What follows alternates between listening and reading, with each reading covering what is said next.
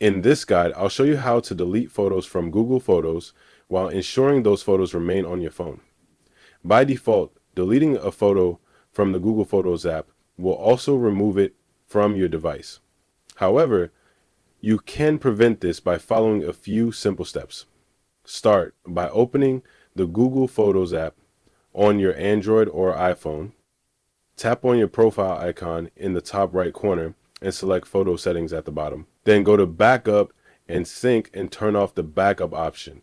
This ensures that the deletion process won't sync across your phone. Next, open any browser, such as Chrome, and visit photos.google.com. Log into your Google account if prompted. Select the photo you want to remove from Google Photos. Click on the trash can icon and confirm by selecting Move to Trash. The photo will now be deleted from Google Photos but remain on your device. To confirm, check the Google Photos app on your phone and the Files app.